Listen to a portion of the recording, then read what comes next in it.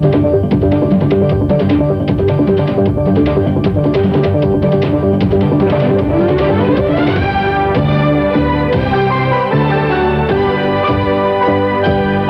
3, Noticias.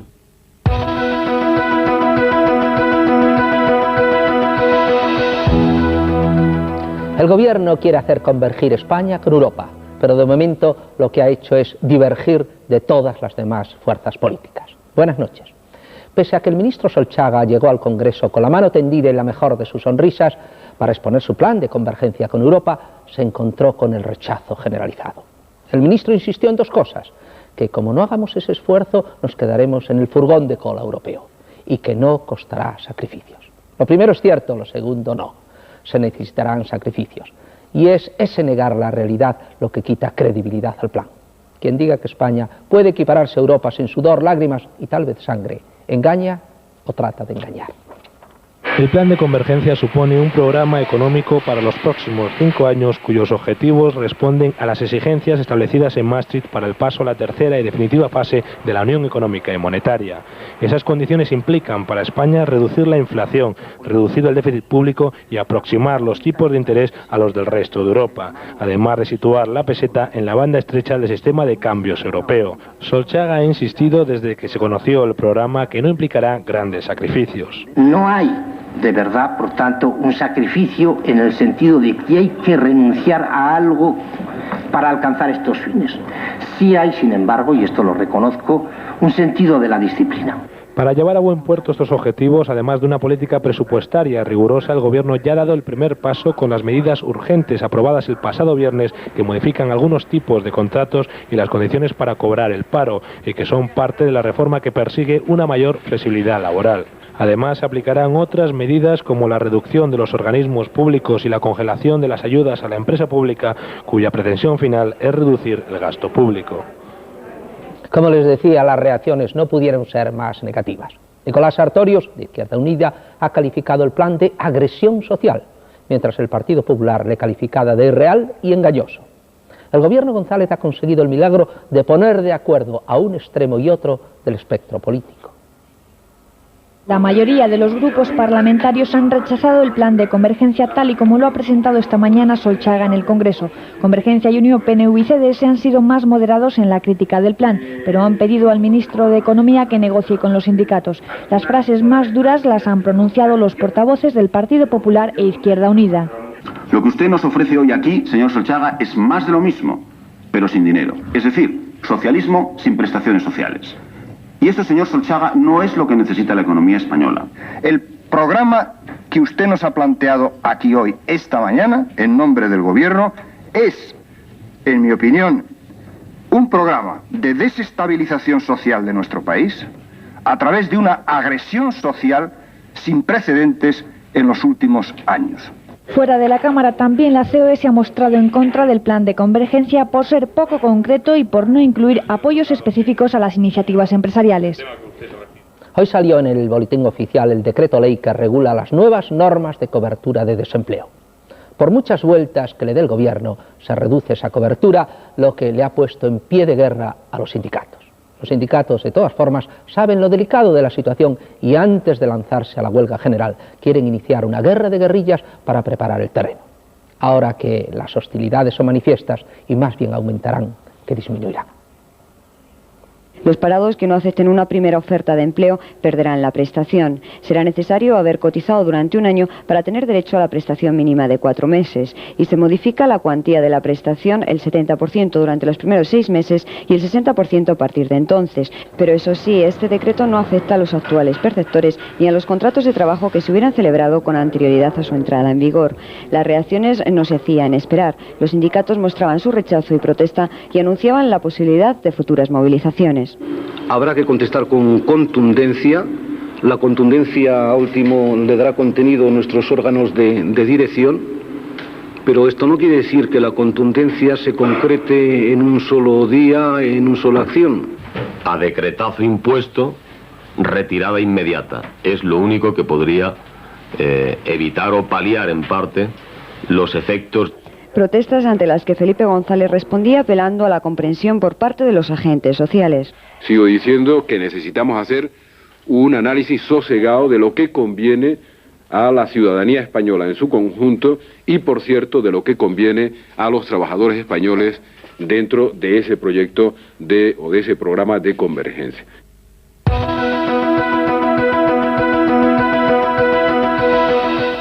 De cuantas reconversiones necesitamos los españoles para equipararnos con Europa, la más difícil no es la industrial o la agrícola, es la mental.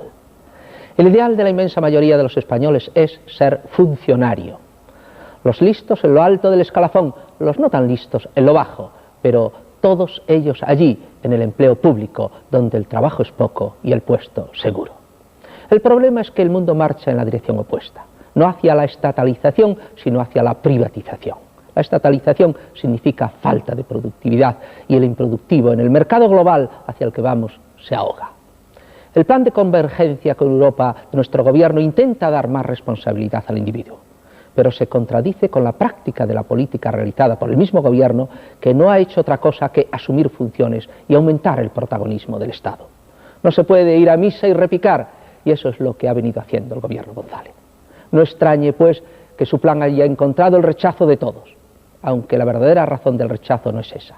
La verdadera razón es que aquí todo el mundo, de izquierdas o derechas, quiere ser funcionario público, cuando los empleados públicos en Europa ya no se llevan.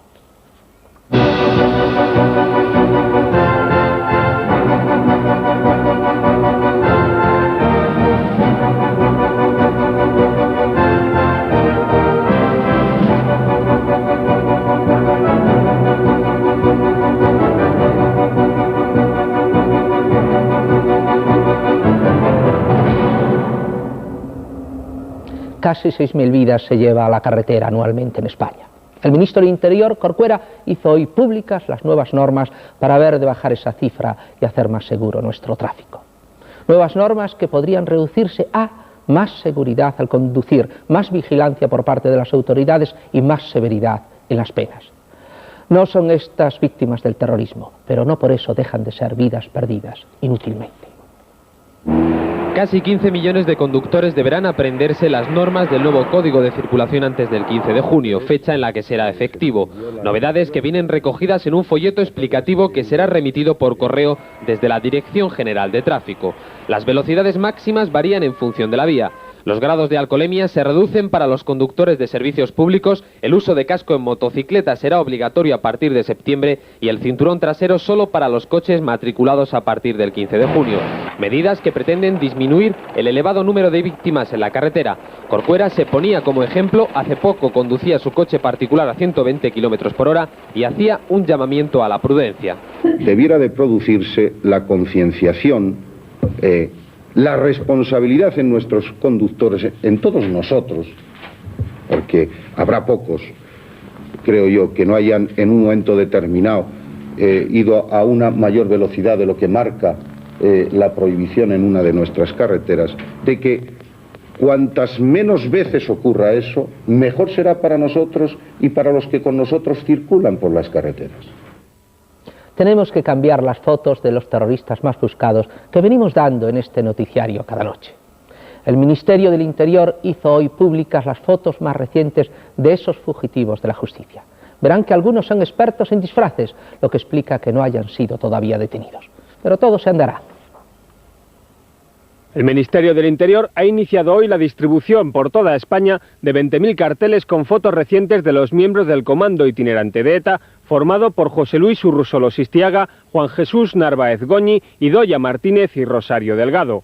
Estas fotos, que muestran el reciente aspecto de los terroristas más buscados por la policía española, han sido obtenidas tras la detención efectuada en Tarragona del etarra Fernando Díez Torres y el hallazgo de una cartera perteneciente a Urrusolo, de quien existen ya 4 diferentes fotografías que muestran la camaleónica capacidad del jefe del comando itinerante para cambiar de aspecto y despistar así a las fuerzas de seguridad.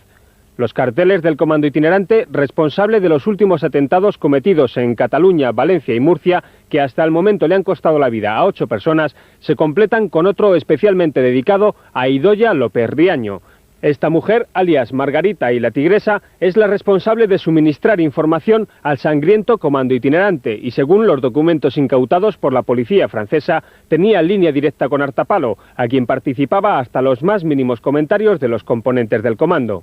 Estos son, a partir de ahora, los terroristas más buscados por la policía.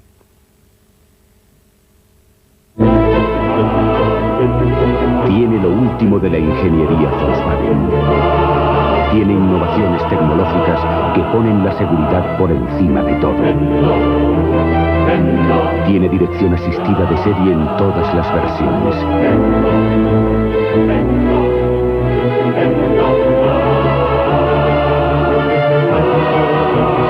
La fuerza del Vento. Vento de Volkswagen. La pasión de la caza. La magia de la pesca. El encanto de la naturaleza.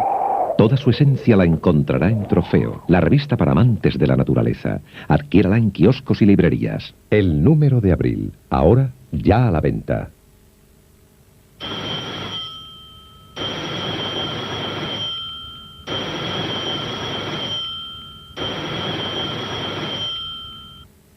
Nuevas versiones Peugeot 92, Peugeot 405 Style, un nuevo estilo de equipamiento desde 1.800.000 pesetas, y es un Peugeot.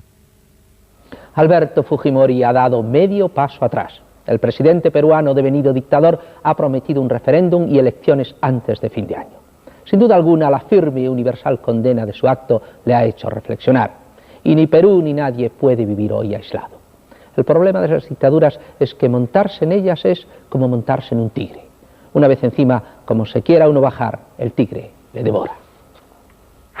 La condena internacional al golpe de Estado de Fujimori ha tomado forma real. Estados Unidos ha anunciado la inmediata suspensión de las ayudas económica y militar al Perú, mientras la Organización de Estados Americanos decidía convocar en breve a los cancilleres del continente para estudiar un posible embargo económico.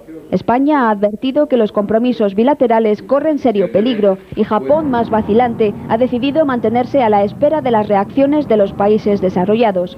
La maniobra política de Fujimori en la ilegalidad supone un serio obstáculo para las inversiones extranjeras y un freno a la entrada de divisas. Una situación comprometida que no parece preocupar a Fujimori.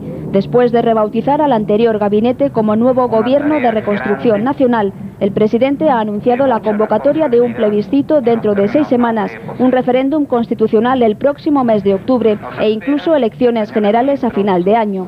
Una salida inaceptable para la comunidad internacional que exige la vuelta a la plena legalidad. Por los pelos han logrado los partidos de la coalición gobernante en Italia retener la mayoría absoluta. Tan por los pelos que se duda pueden gobernar. De todas formas van a intentarlo. A fin de cuentas, Italia viene estando sin gobierno efectivo desde hace décadas. Ningún comentarista entre los más autorizados se atreve a hacer conjeturas acerca de lo que va a suceder ahora en la vida política italiana, a raíz de los clamorosos resultados de estas elecciones terremoto. Andreotti podría recuperar al Partido Republicano si el presidente Cossiga le confirma el encargo de formar el nuevo gobierno. Los republicanos se separaron de la coalición pentapartita por incompatibilidad con el presidente del gabinete. Se trata de un partido con pocos escaños, muy útiles en este momento, y además con mucho prestigio político. Milita en él el actual presidente del Senado, Giovanni Spadolini, uno de los candidatos para la presidencia de la República cuando en el próximo mes de julio concluya su mandato Francesco Cossiga. Para cualquier decisión hay que esperar de todas formas que el propio Cossiga termine su visita oficial a Estados Unidos y que las secretarías de los partidos convoquen los respectivos grupos parlamentarios para analizar las consecuencias políticas de los resultados electorales. Donde las cosas se ponen mal es en la comunidad de estados independientes. Independientes y un poco más enfrentados. Mientras se enfrenten dos de aquellas pequeñas repúblicas, Armenia y Azerbaiyán, por ejemplo, bueno, aunque lamentable. El verdadero problema es cuando los enfrentamientos llegan a las dos grandes, como Rusia y Ucrania, como acaba de empezar al reclamar ambas la flota exsoviética del Mar Negro. Con un poco de mala suerte, aquella puede ser la primera guerra nuclear.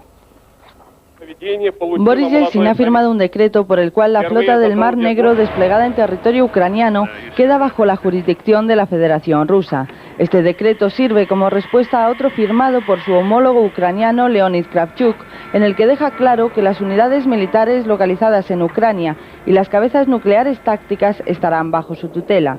Unas posturas radicales que han desatado una tormenta de acusaciones mutuas.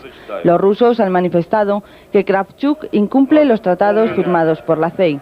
Los ucranianos acusan a Yeltsin de intromisión en asuntos internos de su país, un enfrentamiento abierto que podría acabar con la ya débil comunidad de estados independientes. Pero si la situación es crítica entre ambos estados soberanos, el clima de tensión que se vive a bordo de la flota no es más relajante, ya que el comandante de la flota del Mar Negro de origen ruso tiene que convivir día a día con una tripulación en la que la mayoría son ucranianos. Los candidatos presidenciales norteamericanos parecían decididos. Bush por los republicanos, Clinton por los demócratas. Pero en este año loco no hay nada seguro. Y en las primarias de Nueva York, que se celebran precisamente hoy, puede abrirse de nuevo el melón. Incluso puede volver un candidato que ya se había retirado. Y es que los muertos políticos suelen ser unos vivos. La batalla electoral que se libra en Nueva York pone de manifiesto que la candidatura demócrata continúa siendo una gran incógnita. Nadie se atreve a pronosticar quién será el ganador en esta nueva llamada a las urnas. Sobre Bill Clinton sigue recayendo la sombra de su oscuro pasado. Los electores comienzan a no fiarse de él porque consideran que no dice toda la verdad. Jerry Brown, el hombre que le está pisando los talones, parece ser que tampoco es trigo limpio. El que fuera gobernador de California contó con el apoyo de algunos jueces durante su campaña para la obtención del puesto. La nota de color la ha dado Paul Tsongas, que a pesar de retirarse de la campaña, mantiene en las listas electorales su nombre. Tsongas ha manifestado que si obtiene el 15% de los votos, volverá a la competición por la candidatura demócrata. A codazos se están quitando los puestos estos candidatos. Claro que ya se define a Nueva York como un lugar con demasiada gente y demasiado poco sitio, donde la parte del cuerpo más importante son los codos. Hay naturalmente otras noticias del día. España y Uruguay han suscrito hoy un acuerdo para un futuro tratado de amistad y cooperación que generará inversiones y créditos de 300 millones de dólares. Hay algunos compromisos ya adquiridos en materia de FAT que funcionan aparte, y habrá también líneas de crédito comercial y esperamos que habrá aportaciones de inversión por parte de los sectores privados. La Audiencia Nacional ha revocado el procesamiento del presunto colaborador de los GAL, Francisco Paesa, dictado por el juez Baltasar Garzón. Paesa fue procesado por supuesta colaboración con banda armada, un delito contra la Administración de Justicia y uso de nombre supuesto. La Organización de Consumidores y Usuarios ha publicado un informe en el que advierte contra los posibles engaños de la venta de inmuebles en multipropiedad. Según la OCU, en España existen 14 empresas dedicadas a este tipo de venta que ofrecen su producto utilizando las más agresivas e imaginativas técnicas de mercado. Hoy se ha celebrado el Día Mundial de la Salud, que ha estado dedicado a la previsión de las enfermedades del corazón, primera causa de mortalidad en el planeta. Según la Organización Mundial de la Salud, cada año mueren 12 millones de personas por afecciones del corazón, la cuarta parte de todos los fallecimientos que hay en el mundo. El rey Juan Carlos ha entregado los premios internacionales de periodismo Rey de España, dotados cada uno con 5 millones de pesetas. De los 6 galardonados, 2 son argentinos, 2 colombianos, 1 peruano y 1 brasileño. Para crear el nuevo MXT, Michelin analizó todas las situaciones con las que usted puede encontrarse al circular. Se hicieron kilómetros de ecuaciones para darle más agarre en cualquier circunstancia y para que sus cualidades durasen más tiempo. Nuevo Michelin MXT. Más agarre, más kilómetros, todo el año. Rosal nítido, objeto borroso. Jarrón nítido, rosal borroso. Pruebe Varilux de Essilor. Las lentes que, sin saltos de imagen, permiten ver mejor a cualquier distancia. Varilux de Essilor.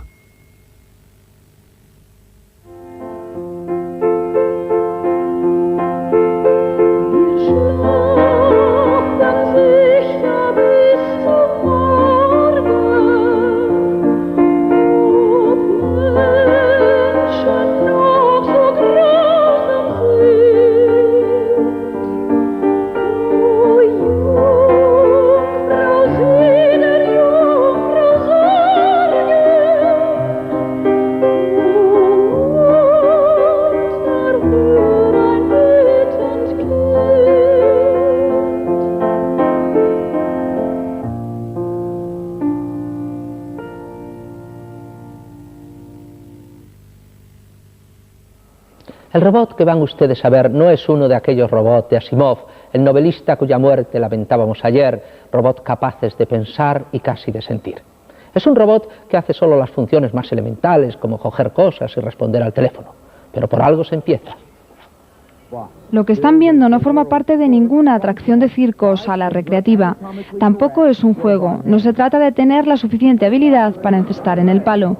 Es nada más y nada menos que la expectación que causa esta mano robotizada a un grupo de estudiantes de ingeniería. Un equipo de científicos norteamericanos ha construido este robot que por primera vez reproduce con total exactitud cada uno de los movimientos de los dedos de una mano humana. La mano robot es anatómicamente perfecta. En su interior no hay ni articulaciones ni venas, solo cables. Necesita, eso sí, que alguien le dé órdenes. Ella se encarga de copiar fielmente los movimientos que realizas cuando, por ejemplo, vas a colgar el teléfono. Los impulsos electrónicos de este brazo humano se traducen en estímulos y órdenes para que el robot obedezca. El tamaño de esta mano corresponde a la media del hombre norteamericano y puede adoptar las mismas posiciones que cualquier otra persona. Siguiendo las indicaciones de un buen cocinero, por ejemplo, sería muy útil a la hora de invitar a cenar a un montón de amigos. Exposición de platería en Sevilla. Un viejo arte que nos dejaron los árabes y alcanza la categoría de joya. Relicarios de mandas y atriles, entre otras obras, son las que se pueden ver en la exposición 5 siglos de platería sevillana. Arte y religión se unen en una muestra de más de 250 piezas realizadas en la ciudad de Sevilla.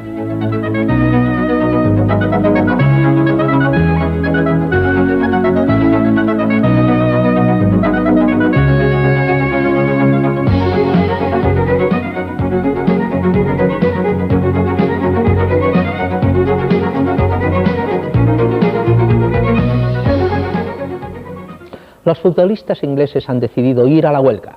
Piden el 10% de los ingresos de las retransmisiones televisadas de los partidos. Sus colegas españoles les expresan su apoyo moral, de momento. El 91% de los jugadores de fútbol ingleses de primera división han apoyado la propuesta de huelga indefinida promovida por la Asociación de Futbolistas Profesionales de Inglaterra. Esta asociación reclama para sus jugadores el 10% de los beneficios que generan los derechos de televisión frente al 5% que ofrecen los directivos del campeonato para la próxima temporada. Los jugadores que integran el sindicato han presentado una fórmula alternativa por la que se negarán a disputar un partido que se televise en directo hasta que las cámaras se retiren del estadio. De momento, Gordon Taylor, director de la asociación, mantiene las negociaciones con los directivos de la competición para no interrumpir el desarrollo del campeonato. Hemos decidido para el futuro inmediato no llevar a cabo ninguna acción que pueda afectar a la celebración de la Copa que se disputa este domingo. Gordon también aseguró que la semifinal de la Copa de la Federación prevista para la próxima semana entre el Portsmouth y el Liverpool no se suspenderá. Maturana ha sido cesado como entrenador del Valladolid. Se mascaba tras los últimos resultados. Le sustituye de momento José Moré, que venía siendo su segundo. Prosigue por otra parte la Vuelta Ciclista al País Vasco. En Barcelona continúa el Trofeo Conde de Godó y Stoichkov puede volar hacia un club italiano. El corredor suizo del equipo Class, Tony Rominger, ha ganado hoy la segunda etapa de la Vuelta Ciclista al País Vasco, disputada entre Orio y Salvatierra, sobre 183 kilómetros. El nuevo líder de la prueba es el irlandés del Carrera, Stephen Roche, que llegó fugado a la meta junto a Rominger y 5 hombres más, Motet, Alcalá, Boyer, Casbol y Julián Gorospe, que ahora es el mejor español clasificado en la general a 7 segundos de Rominger. Mañana se disputa la jornada reina entre Salvatierra y el Alto de Ibardin con 4 puertos, distribuidos entre sus 178 kilómetros. Ya se ha producido la primera sorpresa en la segunda jornada de los internacionales de España de tenis, Trofeo Conde de Godó. El norteamericano André Agassi, sexto cabeza de serie, ha sido eliminado por el holandés Jacob Elting, jugador número 94 en el ranking de la ATP. En cuanto a los españoles, Jordi Arrese, Altur, Carlos Costa, Francisco Roig, Alex Correggia y Jordi Burillo se mantienen en el cuadro de competición. Por contra, Aparici, Casal y Alberto Berasategui han sido eliminados. Emilio Sánchez Vicario y Sergi Bruguera inician mañana su participación en el torneo. El Inter de Milán ha puesto sobre la mesa 1.000 millones de pesetas para hacerse con los servicios del jugador búlgaro Hristo Stoichkov. 850 millones servirían para rescindir el contrato del delantero con el Barcelona. El Inter subiría los ingresos de Stoichkov a 150 millones anuales frente a los 75 que cobra actualmente. El club azulgrana, no obstante, prepara una contraoferta en la que se incluye facilitar a Stoichkov una nueva vivienda. Mientras, el jugador guarda silencio, aunque sus discrepancias con Cruyff han sido evidentes en los últimos partidos al ser sustituido en bastantes ocasiones. Vamos con el tiempo en España y en Europa.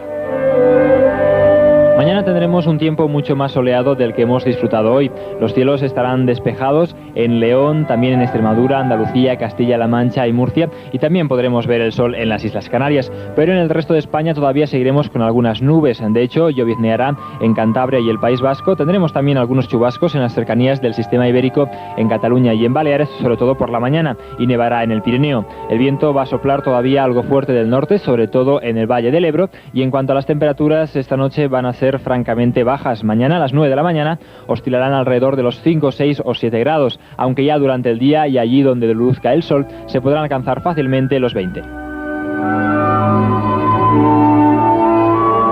El número afortunado en el cupón Prociegos ha sido el 53.433, 53433, y la combinación del sorteo de la Bonoloto celebrado hoy es la formada por los siguientes números: 1, 11, 25, 29, 34 y 45, y el número complementario, el 35. Se presentó hoy el primer disco de Rosario Flores, La hija de Lola. Su título, El gato. Entre los asistentes, algunos de los que más papel couché consumen en nuestro país: Almodóvar, Maciel, Antonio Flores, Frank Wyoming y muchos otros.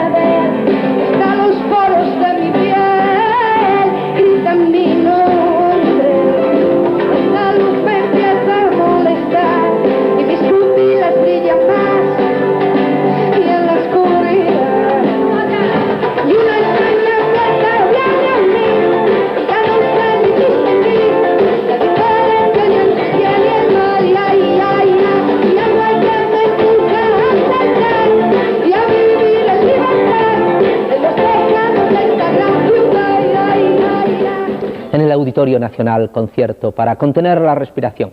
Daniel Barenboim al frente de la Filarmónica de Chicago. En el programa Strauss, solo Richard Strauss.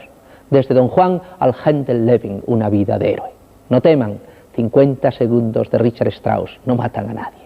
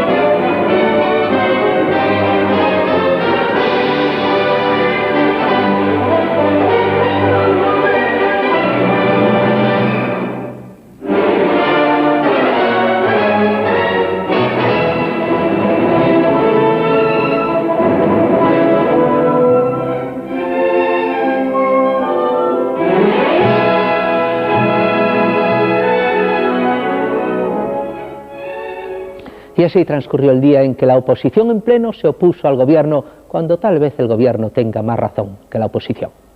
Pero la política es así. Les espero como siempre al filo de la medianoche.